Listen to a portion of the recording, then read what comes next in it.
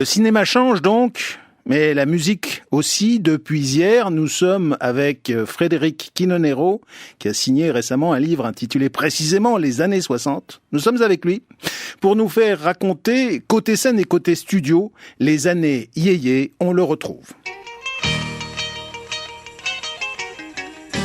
Contrairement à ce qui a souvent été dit, la vague yéyé, Johnny Hallyday, les rockers, Eddie Mitchell, Dick Rivers, et puis la vague yéyé, parce que moi je les différencie, je ne considère pas Johnny comme un yéyé, n'ont pas complètement dévasté la chanson française.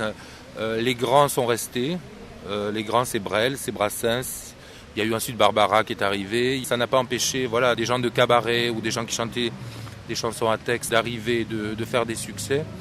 Denise Glaser, qui avait une émission célèbre, Discorama, qui était une intellectuelle de la musique, de la télévision, disait qu'au contraire, les yéyés avaient fait du bien dans le sens où justement, ils avaient éliminé ce qu'il fallait, quoi. Ils avaient permis d'amener le rythme. Et c'était intéressant de penser aussi qu'on pouvait faire de très bons textes sur des musiques de rythme, ce que d'ailleurs a fait Nougaro. Il y a une chose qui est frappante, c'est que non seulement il y a des chanteurs, mais il y a aussi, je dirais, des formes au spectacle. Si j'ose dire, c'est le moment des grands délires. Je pense à la Nuit de la Nation, par exemple, organisée par nos excellents confrères d'Europe numéro 1, qui est un véritable délire. Il y a un côté un peu happening collectif, non ? Oui, c'est la première fois, en tout cas, qu'un phénomène comme ça se passait, je crois, mais personne s'y attendait. Parce qu'il n'y avait pas eu de publicité, il n'y avait rien eu. C'était une annonce sur les ondes d'Europe 1 de Philippe Aki, Daniel Philippe Aki, donc Salut les copains, avec Franck Thénault. Avant Salut les copains, c'était quand même des gens qui venaient du jazz. C'était l'émission Tout le monde aime le jazz et le journal Jazz Magazine. Avant de céder un petit peu à la tendance et de lancer Salut les copains. En 63, donc la Nuit de la Nation, au mois de juin, donc c'était comme aujourd'hui la fête de la musique. C'était le 22 juin, pas le 21, mais bon, à peu près. Ils avaient annoncé ça sur les ondes, venez, il y aura Johnny, Sylvie, Richard et les autres. Et ils s'attendaient à 50 000 personnes, il y en a eu 250 000. La presse a monté ça en épingle, parce qu'il y a eu des bandes de blousons noirs qui se sont mêlées aux fans, qui ont fait quelques dégâts, qui ont cassé des branches, qui ont abîmé des voitures ou des vitrines de magasins, etc. On est allé jusqu'à dire qu'ils avaient violé des filles, qu'il y avait eu des trucs incroyables, absolument incroyables. Parce que cette jeunesse en mouvement comme ça faisait très peur. Parce que c'était la première fois, ça. C'était la première fois qu'un happening comme ça, comme vous dites, se produisait. Nouvelle vague, nouvelle vague. Une petite MG, croit qu'on perd, assis dans la bagnole sous un réverbère. Une jambe ou deux par-dessus la portière, la nouvelle vague, nouvelle vague. Trois mignonnes approchent fort bien balancées. Elles chantent une chanson d'Elvis Presley. Voilà nos trois pépères, soudain tout éveillés par cette nouvelle vague. Pas mal du tout. Oh, ça c'est un sacré coup. Allez frère, on leur paye un coca. Moi je fais la grande blonde. Moi je prends la petite ronde. Et les gars, n'oubliez pas, Nouvelle vague, nouvelle vague. faut pas grand chose pour faire connaissance. On boit, on cause, on rit, on danse. Mais faut garder cette indépendance de la Nouvelle vague, nouvelle vague.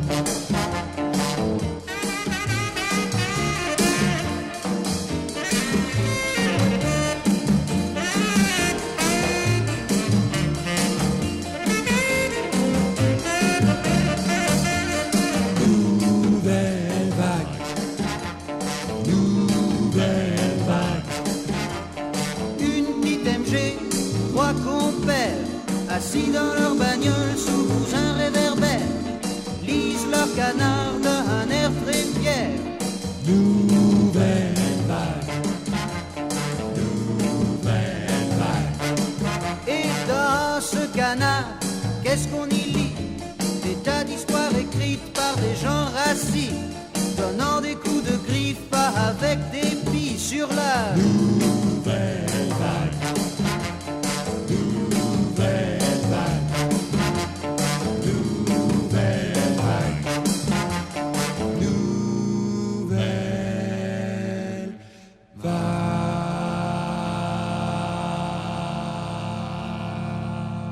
Je vois, en tournant les pages de ce livre qui est considérablement illustré, de photos qui font battre le cœur, un certain nombre d'objets mythiques.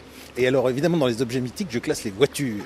Je vois la Jaguar Coupé E par exemple. C'est vrai aussi que la Ford Mustang, c'est un moment où il y a un peu des objets qui font rêver comme ça. Oui. Et je pense que quand on parle de Johnny Hallyday, forcément on parle de voitures et de motos. Ça a été celui qui a, je crois, peut-être le plus de voitures et de motos. Moi, il y a eu la Triumph TR3 décapotable de Johnny quand même, qui a été célèbre, qui n'a pas eu une longue vie parce qu'elle a été vite pliée, mais moi ça continue à me faire rêver. Ouais. J'aimerais beaucoup avoir une TR3, ça me plairait beaucoup. Ouais. Plus qu'une Jaguar. Vous connaissez bien ces milieux puisque vous avez écrit plusieurs livres sur ces personnages, une biographie de Johnny, une biographie de Sheila, une autre d'Edith Piaf. On a peine à croire que ce soit par hasard, ce surgissement d'une jeunesse.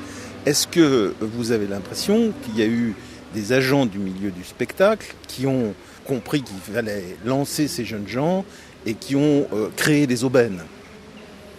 Je crois pas. Je pense que c'est venu de la jeunesse quand même. Johnny a eu du mal quand même à s'imposer. Quand il a enregistré son premier disque chez Vogue, il raconte que Jack Wolfson, qui était le directeur de Vogue, lui croyait un petit peu, je pense que ces gens-là ne croyaient pas à l'avenir du rock'n'roll. Pour eux, c'était un phénomène américain, c'était un phénomène de mode qui allait passer. Un garçon comme Johnny Hallyday, on le signait en pensant, on va faire 3-4 succès et puis ça va être dans un an et c'est fini. D'ailleurs, les journalistes, c'est ce qu'ils disaient. Quand ils voyaient Johnny Hallyday, ils disaient ça va durer un printemps ou deux et on n'en entendra plus parler. Il y a peu de gens, je crois, qui ont été perspicaces à cette époque-là. C'était tellement nouveau aussi. Chez Vogue, il n'y avait pas d'artistes de 17 ans. Chez les autres non plus, d'ailleurs. Et en même temps, encore une fois, je crois que c'est un phénomène qui faisait peur. Vous dites qu'il faisait peur. Vous avez eu, dans la documentation que vous avez eu à remuer, vous avez eu des témoignages, si je puis dire, d'hostilité à toutes ces vedettes. Ah oui, on retrouve des trucs incroyables, oui. Des articles de presse, des journalistes, même des gens intelligents, des gens intellectuels, cultivés, etc. Dans des magazines comme l'Express, comme les Nouvelles littéraires, etc. On démolissait Johnny, on démolissait ces jeunes qui n'avaient rien à dire. André Frossard, je crois, qui est dans un journal, il parlait de la jeunesse ignorante en histoire, etc. Donc les incultes, voilà. Ça faisait peur et en même temps, on les considérait comme des gens incultes, bêtes, idiots, qui n'avaient rien à dire. Et on s'est rendu compte quand même que cet avènement du rock'n'roll en 60-61 avec Johnny Hallyday, ce mouvement de la jeunesse qui au départ, c'était l'affirmation d'une jeunesse dans la danse, dans la musique, etc., dans la fête. C'est devenu très vite, puisque 8 ans après il y a eu mai 68, c'est devenu très vite quelque chose de politique et un engagement, justement intellectuel. Donc quand Frossard ou d'autres prétendaient que la jeunesse était ignorante en histoire, etc., ils se trompaient lourdement. Elle a prouvé qu'elle ne l'était pas. Ce qui est amusant, c'est qu'au fond, très peu, me semble-t-il, hormis peut-être alors pour le coup Brassens par exemple, n'ont d'intention politique. Si. Ferrat, d'accord. Mais on peut... Ferrat arrive en 60. Ferrat arrive en 60 avec Ma Môme et il fait Nuit et brouillard en 63. À une période où quand même Sheila chante Vous les copains, je ne vous oublierai jamais, Hallyday, Pour moi la vie va commencer, des choses assez légères. Ferrat arrive à Nuit et brouillard et en fait un tube. C'est pas anecdotique. Mais en même temps, alors il y a Ferrat, je vous rends tout à fait justice sur Ferrat, mais il apparaît avec peut-être Brassens aussi. Ferré, ça paraît comme un petit groupe par rapport à la grande masse de ces jeunes qui sont plutôt dans la distraction. Quoi qu'il en soit, ça a toujours été un petit groupe. Il y a eu très peu de chanteurs engagés. Aujourd'hui, ils sont rarissimes d'ailleurs. J'en connais plus beaucoup, malheureusement. Dans les années 60, c'était très difficile. Aussi, quand on s'appelait Jean Ferrat, il était interdit d'antenne, souvent. Sous De Gaulle, quand même, il faut savoir que la télé et la radio étaient régentées par le gouvernement. Il y avait la censure, donc des gens comme Ferrat et Ferré étaient souvent censurés. Brassens aussi, du reste, l'a été. Un peu moins, parce que Brassens avait un côté un petit peu je m'en foutiste, un petit peu... c'était tourné en dérision, souvent. Donc, c'était enrobé sous l'humour. Ferrat était plus direct et Ferré aussi, surtout Ferré était assez virulent. Ferrat était quand même un chanteur qui faisait de belles chansons d'amour, des chansons sentimentales. Mais quand il faisait des chansons engagées, comme Potemkin, Nuit et brouillard, Ma France, etc., il était interdit d'antenne, de radio et de télévision. Donc il y a eu des artistes engagés un petit peu underground. Colette Mani, qui était une révolutionnaire, une passionnariat révolutionnaire, qui a chanté mai 68, Catherine Ribeiro, Évariste, qui a chanté la Révolution. Forcément, ils sont peu connus du grand public parce c'était pas des têtes d'affiche, mais ils œuvraient de façon un petit peu souterraine. Ils étaient 20 et 100, ils étaient des milliers, nus et maigres, tremblants dans ces wagons plombés qui déchiraient la nuit de leurs ongles battants. Ils étaient des milliers, ils étaient 20 et 100. Votre livre est préfacé par Jean-Jacques Debout. Il y a toute une cohorte sympathique d'ailleurs, de gens qui sont plutôt des suiveurs. Jean-Jacques Debout a commencé avant les années 60. Il a commencé en 59 avec Les Boutons Dorés. Son succès, on peut dire, parce qu'il n'y en a pas eu énormément.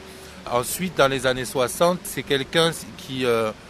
je ne sais pas si c'est parce qu'il n'était pas assez charismatique par rapport au Hallyday ou même au Claude François, Franck Alamo, etc. Il a été davantage auteur que chanteur, qu'interprète. Il a écrit beaucoup pour Johnny, pour Sylvie notamment. Et puis ensuite, il a rencontré celle qui allait devenir sa femme, Chantal Goya.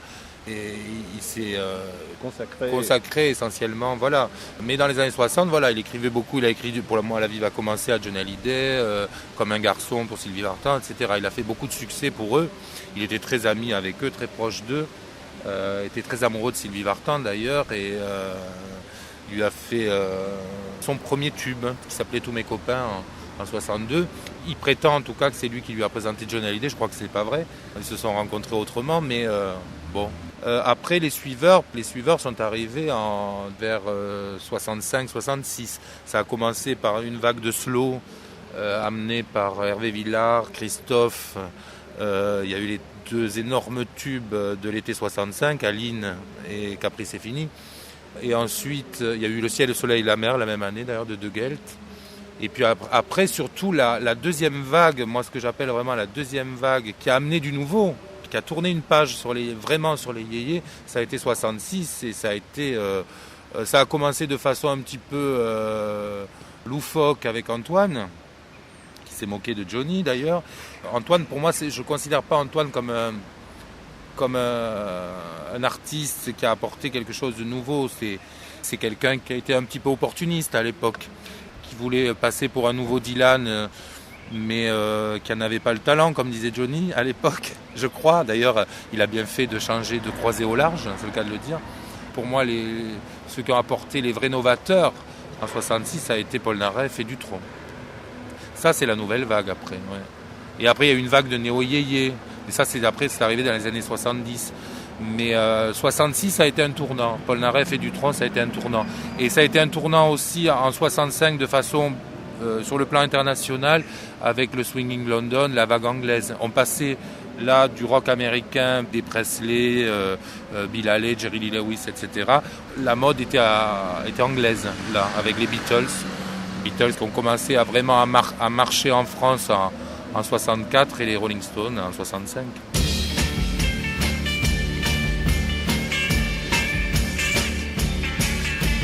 Moi, je construis des marionnettes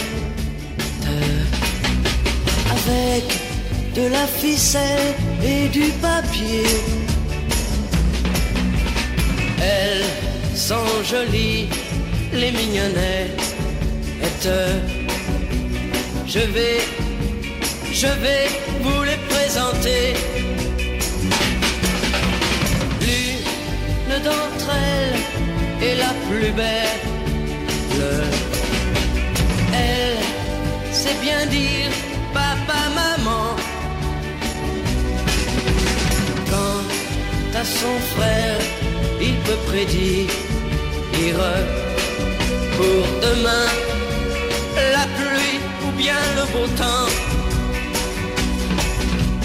Moi, je construis des marionnettes avec de la ficelle et du papier. papier.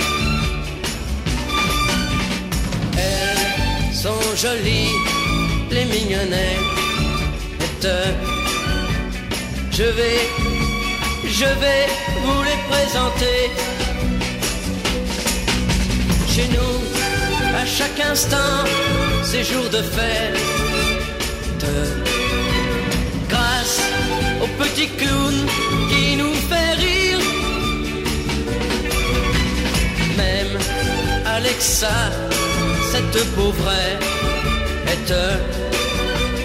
oublie qu'elle a toujours pleuré. Moi, je construis des marionnettes avec de la ficelle et du papier. Elles sont jolies, les mignonnettes. Elles vous diront que je suis leur ami, que je suis leur ami, que je suis leur ami.